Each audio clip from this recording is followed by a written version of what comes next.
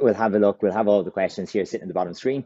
So this one is, how do we utilize feints and fakes? And we had that little bit of a chat before we got started with this was, well, what do you see the difference between a feint and a fake as, and what do I see it as? So, I mean, for me, it was just the order of magnitude, as in what was moving in order to create the kind of the impression of movement. And you had, I think, some ideas on that one yourself.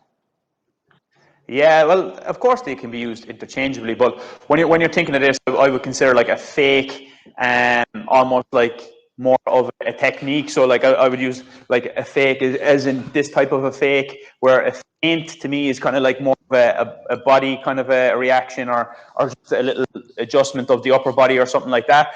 Of course, they're very, very practical to use, and they're very used at the very, very high level. If anybody followed the UFC, not last weekend, but the weekend before, Israel Adesanya, a fantastic striker, used them really well, and he had Jan Blachowicz maybe jumping on every single feint that he did. So if you can use it, it's very, very effective. But one of the things that I want to kind of talk about is how do we utilize feints and fakes is it has to be of some sort of practical use at the end.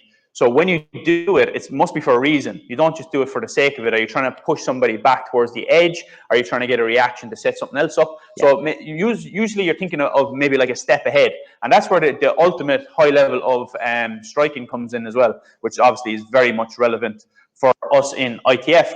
So when we look at some feints and things like that, like some things that you can also incorporate that is very, very easy to use is your front hand position. Something so simple, and you wouldn't really consider it as a feint, but where you carry your front hand, it gives it a lot of deception.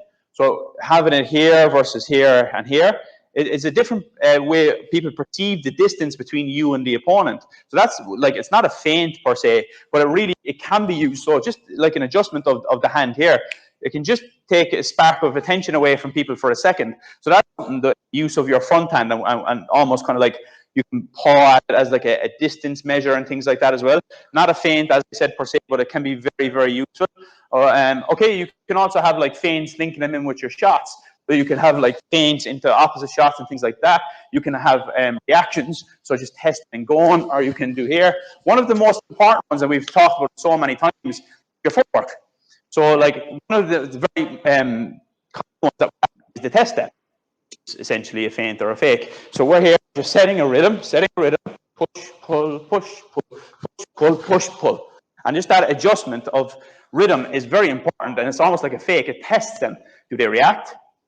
If they don't react, you're in. If they do react, you can come back out. So I think like feints and things like that are very much connected to the rhythm and the timing as well. Yeah, perfect. So let's have a look. We have